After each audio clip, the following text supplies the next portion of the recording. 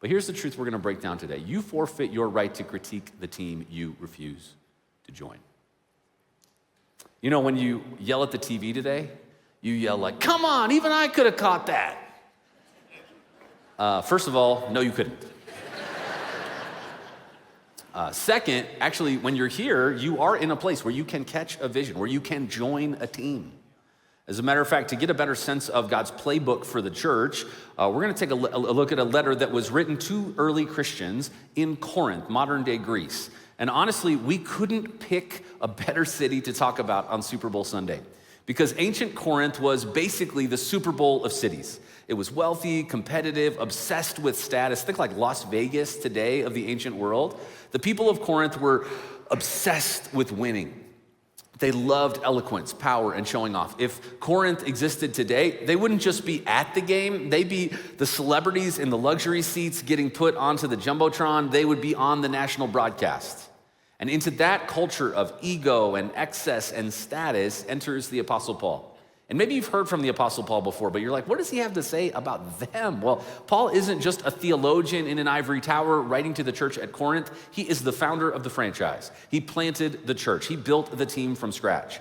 And now he's watching from a distance. He's looking at the game film and he realizes they have completely lost the plot. They're fighting over who's going to be the MVP. They're benching people they don't think are cool enough anymore. They're treating the gathering like a competition rather than a community on mission.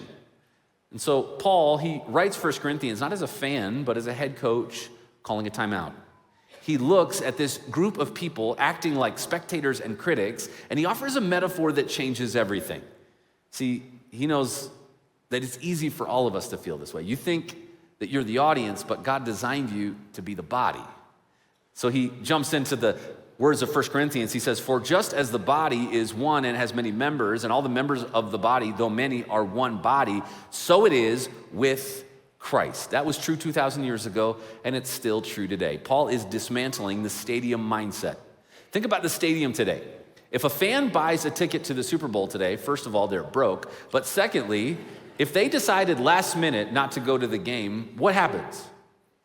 Nothing. The seat will be empty. Maybe they'll find a friend to give it to, or they'll sell it.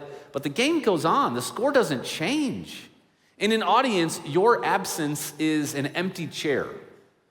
It's an inconvenience, but it's not a tragedy. But Paul, he says to the church at Corinth that it's a body. And in a body, if part of the body doesn't show up, it's not an absence, it's an amputation.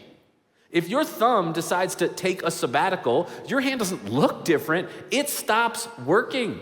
You can't grip, you can't hold. The whole body has to compensate for that one loss. And this is the hard truth that we need to hear in the American church. When you say, "I'm just gonna watch online for a few months because I'm busy," or "I'm gonna take a break from serving," you aren't just missing a show.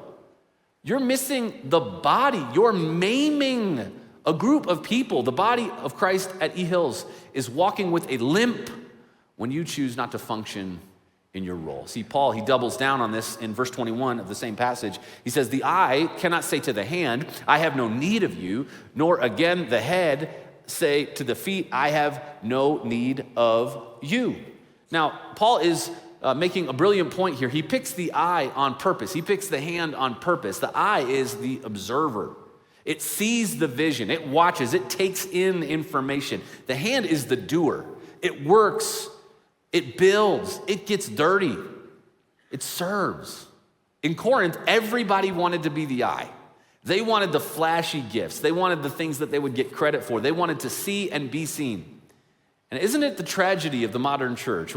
We have built a culture of eyes, a culture of critics. We have a room full of people who are experts at watching. We can critique the sermon, analyze the worship set, and spot the flaws in the strategy. We have a 2020 vision on what the church should be doing and should not be doing, should be saying and should not be saying. Now, the problem is sometimes we have no hands involved in what the church is actually doing. And remember, you forfeit your right to critique the team you refuse to join. A body that is all eyes, by the way, that's not a body. It's a monster. It sees everything, but it can't change anything. God didn't design the church to be a collection of critics. He designed it to be a coordination of people playing their part and making a difference, fulfilling the mission of God. And if you're here and you belong to Jesus, you have a function. Honestly, even if you're not sure about Jesus, you're not a church person yet, I would say this is the fastest way to figure this place out and to find community with people that will really care about you. The question is this: are you playing your position, or are you just watching and critiquing?